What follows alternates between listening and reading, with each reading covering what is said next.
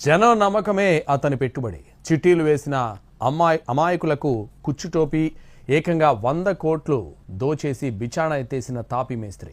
హైదరాబాద్లో చిట్టీల పేరుతో వ్యాపారి పుల్లయ్య చేసిన మోసానికి లబోదిబోమంటున్నారు బాధితులు. కనీసం పోలీస్ స్టేషన్కు వెళ్లి బాధను కూడా చెప్పుకోలేని పరిస్థితిలో కొట్టుమిట్టాడుతున్నారు. ఈ ఫోటోలో ఉన్న వ్యక్తి పేరు పుల్లయ్య. ఒకప్పుడు తాపీ మేస్త్రి, ఇప్పుడు 100 కోట్ల రూపాయలు జనం దగ్గర లూటీ చేసి వార్తల్లోకెక్కాడు. సాధారణ కూలీగా జీవితాన్ని ప్రారంభించాడు. మొదట గుడిసెలో నివసించాడు.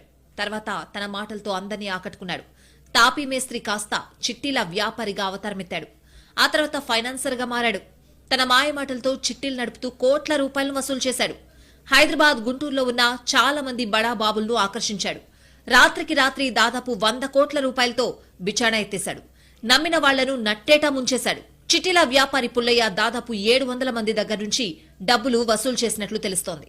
ఇప్పుడు ఆయన కుటుంబంతో సహా పారిపోవడంతో బాధితులు ఆయన ఇంటి వద్దకు భారీగా చేరుకున్నారు.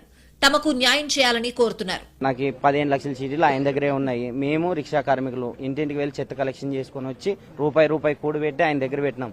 ఏదంటే మా ఫ్యూచర్ లో మా పిల్లలకు కానీ మా నాన్న ఎవరికైనా ముసలోళ్ళకి మాకు ఆధారంగా ఉంటుంది కదా అని ఆయన్ని నమ్మి ఆయన దగ్గర పెడితే ఆయన తీరా మాకు 15 సంవత్సరాలు 20 సంవత్సరాల నుంచి ఆయన పరిచయం. ఇక్కడే ఉంటాడు, రాయలసీమోడే కదా, మా ఊడే కదా అని మేము ఆయన దగ్గర మేము రూపాయి సంపాదించుకునేటివన్నీ ఆయన దగ్గర పెడితే ఆయన మొత్తానికే ఇప్పుడు మాకు తెలియదు అన్నట్టుగా ఒకటే రోజుకే మొత్తం ఎత్తిపోయినాడు. ఆయన లేడు, ఈడ 7 వెతికినా దొరకట్లేడు. మేము ఇప్పుడు ఎవరిని అడగల. పుల్లయ్య స్వస్థలం అనంతపురం జిల్లా యాడికి మండలం చందనలక్ష్మీపల్లి. ఆయన భార్య భూలక్ష్మితో కలిసి 18 సంవత్సరాల కిందట హైదరాబాద్ కు వచ్చాడు. బీకేగూడ రవీంద్రనగర్ కాలనీ సమీపాన సి టైప్ కాలనీలో నివాసముంటున్నాడు. చదువు లేకపోవడంతో పుల్లయ్య కొన్ని నెలలు అడ్డాకూలీగా పనిచేశాడు. స్థానికులతో పరిచయాలు పెంచుకుని కూలీ పని మానేసి 15 సంవత్సరాలుగా చిట్టీల వ్యాపారాన్ని నిర్వహిస్తున్నాడు. 5 లక్షల నుంచి 50 లక్షల వరకు చిట్టీలను నిర్వహించేవాడు. తొలుత గుడిసెల్లో నివాసమున్న పుల్లయ్య కొద్ది కాలంలోనే కోటీశ్వరుడిగా మారాడు. పెద్ద భవంతి కట్టాడు. చిట్టీలు పాడుకున్న వారికి డబ్బులివ్వకుండా అధిక వడ్డీ ఆశ చూపి తన వద్దే ఉంచుకునేవాడు. మళ్లీ అదే సభ్యులతో చిట్టీలు వేయించేవాడు. దీంతో పాటు తెలిసిన వారి వద్ద వడ్డీకి కోట్లు అప్పుగా తీసుకున్నాడు. సుమారు 2000 మంది చందాదారులు ఇతడి వద్ద చిట్టీలు వేశారు. చిట్టీలు కట్టిన వారికి ఈ నెల 23 నుంచి 26 వరకు డబ్బులిస్తానని చెప్పిన పుల్లయ్య ఈ నెల 21నే బిచాణా ఎత్తేశాడు. సెల్ ఫోన్లను స్విచ్ ఆఫ్ చేశాడు.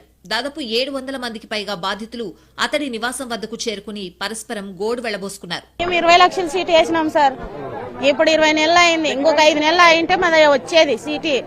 ఇంటింటికాడ పోయి అమ్మ అని అడిగడిగి మేము ఇప్పించుకొని వచ్చి 70,000 80,000 కట్టినాం సార్. ఇప్పుడు మేము ఏం చేయాలి? చూడండి, ఇక నాది అయిపోయింది, డిసెంబర్ లో అయిపోయింది. నాకు 10 లక్షలు రావాలి. నాకు ఇప్పుడు నాకు రాలే. నాకు అమౌంట్ మా అన్నకు రాలేదు. ఇది మాకు ఇది చూడండి, ఇది నాది ఇంది ప్రూఫ్ తో సగిలి ఉంది. నాది 10 లక్షలు నాది రావాలా. కొందరు మహిళలు కన్నీరు పెడుతున్నారు. బాధితుల లెక్క ప్రకారం 100 కోట్లకు పైగా చెల్లించకుండా పుల్లయ్య ఉడాయించాడు. ఇంకా చాలా మంది బాధితులు ఉండడంతో ఈ మొత్తం మరింత పెరిగే అవకాశం ఉందని చెప్తున్నారు. పుల్లయ్య ఇంట్లో నగదు లెక్క పెట్టేందుకు 5 యంత్రాలు కూడా ఉన్నాయని బాధితులు తెలిపారు. మరోవైపు ఇంత జరుగుతున్నా పుల్లయ్య మీద బాధితులు ఫిర్యాదు చేయలేదు. అలా చేస్తే డబ్బులు రావని వాళ్లు ఆందోళన చెందుతున్నారు. ప్రతిరోజు పుల్లయ్య ఇంటి వద్దకి వందలాది మంది వచ్చి ఆందోళన చేసి వెళ్లిపోతున్నారు.